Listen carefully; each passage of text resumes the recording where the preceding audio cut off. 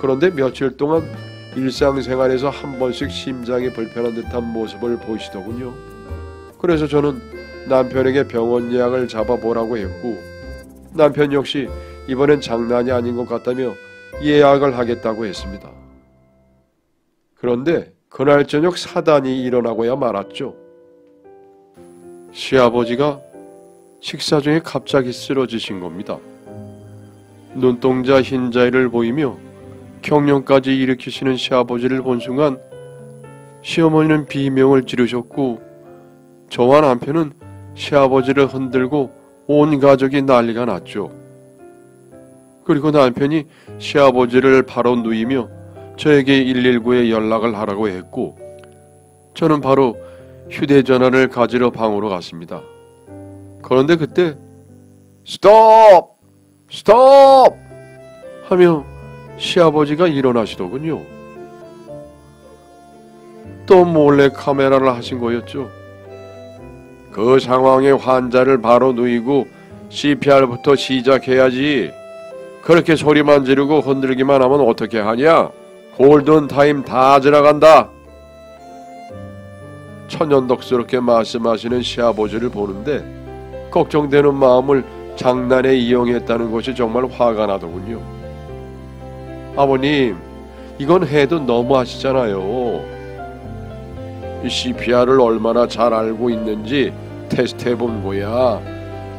이런 건 누구나 정확하게 알고 있어야 한다. 아버지, 아무리 그래도 이렇게 하시는 건 아니죠. 저와 남편이 화를 냈지만 시아버지는 그건 즐겁게 너희의 능력을 체크하고 상황 대처 능력을 기르는 것일 뿐이라고 하셨습니다. 그 말에 화가 난 제가 그럼 소방서에 장난 전화하는 것도 상황 대처 능력 테스트냐고 따져 물었고, 시아버지는 그건 사람을 죽게 만드는 장난이라며 그런 질 나쁜 장난과 이런 교훈이 남는 유익한 장난을 비교하지 말라고 하셨죠. 그러자 이번엔 남편이 시아버지에게 따지더군요. 아버지 말씀대로라면 교훈만 내면 어떤 장난이어도 상관없다는 거죠. 그런데 남편의 말에 시아버지가 애비한테 장난을 하겠다고? 이 애비가 우습냐? 아들이고 며느리고 에휴 하며 화를 버럭 내시더군요. 순간 당황한 저와 남편이 가만히 있자 아버님은 몰카 대환영, 나한테도 몰래 카메라 좀 해줘. 나는 언제나 환영이다. 하며 킥킥거리고는 밥 잘 먹었다며 방으로 들어가셨습니다. 그 모습에 시어머니와 우리 부부는 얼이 빠져 아무 말도 하지 못했어요. 하지만 이내 다들 분노하며 시아버지에 대한 복수심을 다짐했습니다. 이후로 남편과 시어머니는 시아버지에게 이런저런 몰래 카메라를 시도했습니다. 그런데 이게 쉬운 일이 아니더군요.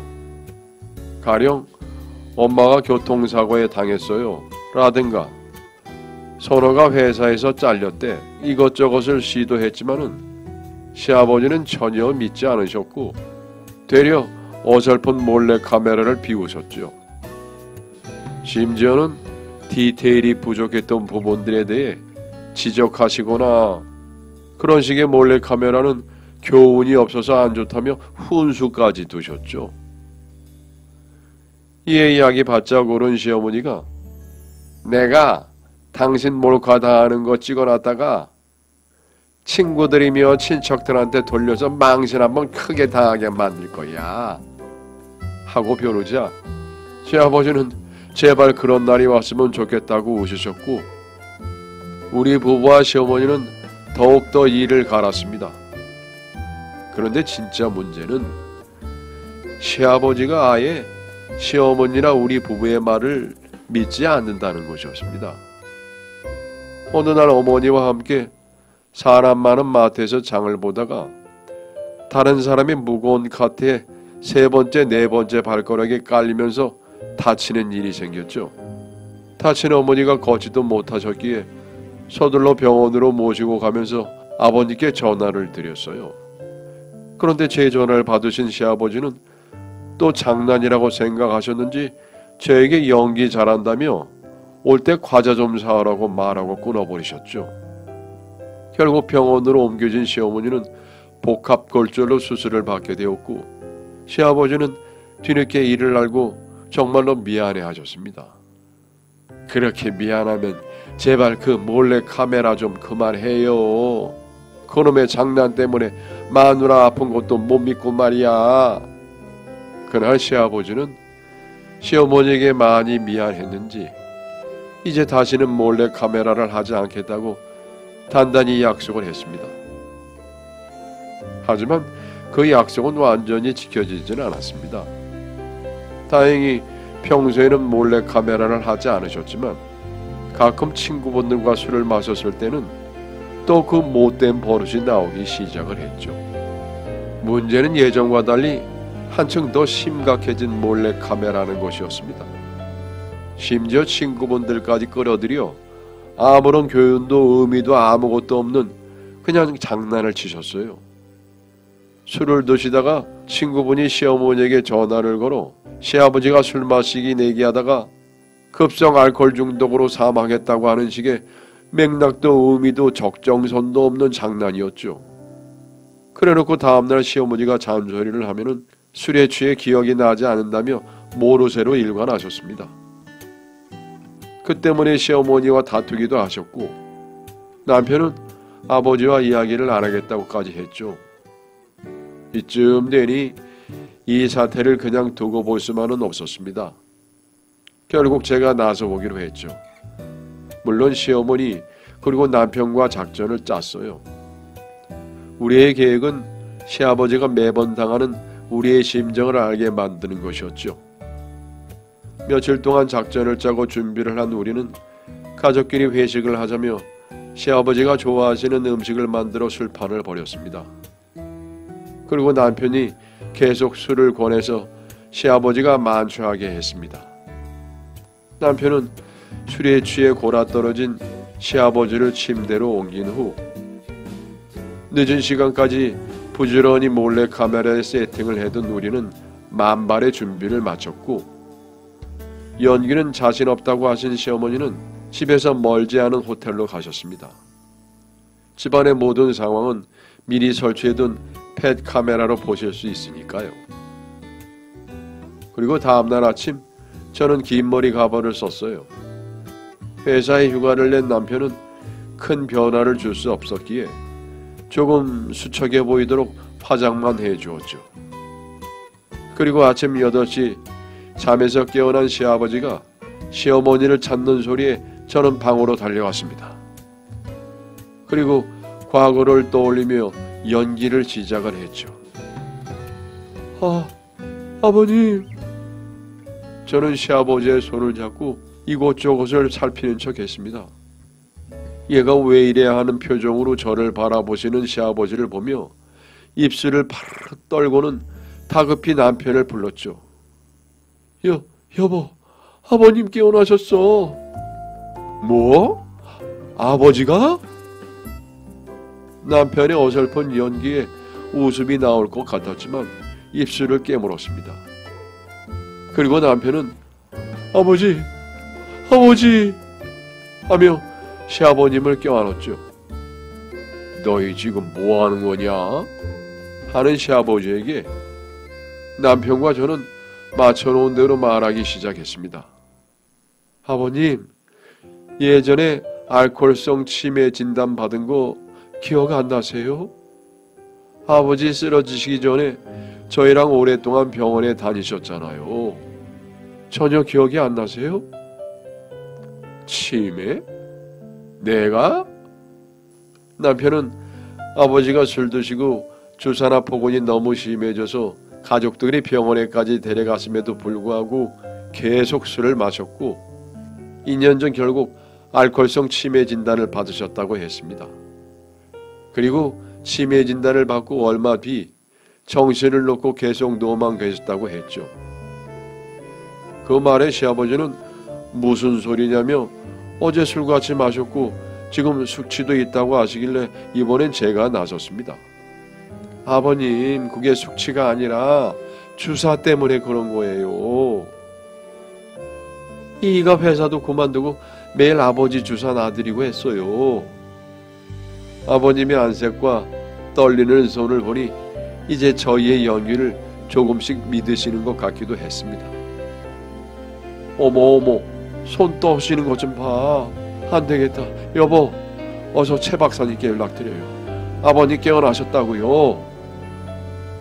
시아버지는 실제로 잦은 음주로 약간의 수전증이 있으셨어요. 그런데 그날은 충격을 받으셨는지 평소보다 더 많이 떠시더군요. 남편은 알았다며 방을 나갔고 저는 바로 아버님의 휴대폰을 꺼내 보여드렸습니다. 제가 설정을 바꿔두었기에 날짜가 2023년으로 된 상태였죠. 그리고 혹시 다른 것을 확인하실 수도 있으니 데이터와 와이파이도 다 꺼둔 상태였습니다. 이럴 수가. 정말. 휴대폰 날짜까지 확인한 시아버지는 이 상황을 믿을 수밖에 없었죠. 그러다가 문득 본인의 팔목에 채워진 밴드를 보고는 이건 뭐냐? 하고 물으시더군요. 그 말에 치매 환자용 GPS예요. 진단받고 초기에 나가시기도 했어요.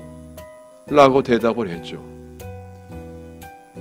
멍하니 앉아있던 시아버지는 이내 거실에 좀 나가자고 하셨고 저는 멀쩡한 시아버지를 부축해서 거실로 모시고 나왔습니다.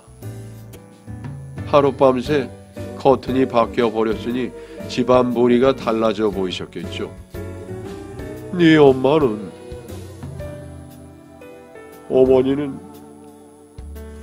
어머니를 찾으시는 아버지에게 저는 목이 메인 척 아무 말도 안 했습니다. 네 어머니는 어디 간 거야? 우선 병원부터 다녀오시고 그때 차근차근 말씀드릴게요. 충격 받으시면 안 되세요. 그 말에 시아버지는 닭똥 같은 눈물을 뚝뚝 흘리시더군요. 에이, 갔구만. 갔어. 내가 평생 싫다는 짓만 했더니 가버렸구먼. 그런 시아버지를 보는데 저도 모르게 눈물이 왈칵 쏟아지더군요. 저는 아버지의 손을 꼭 잡고 함께 눈물을 흘렸습니다. 그때 남편이 방에서 나오며 여보, 최 박사님 바로 출발하신다니까 10분 정도면 집에 도착하실 거야. 아버지 괜찮으세요? 아직 무리하시면 안 돼요. 하며 아버님 옆에 앉았죠. 아버님은 그렇게 망연자실한 멍한 얼굴로 가만히 앉아 계셨습니다. 그리고 10분 정도 흘러 벨이 울렸죠.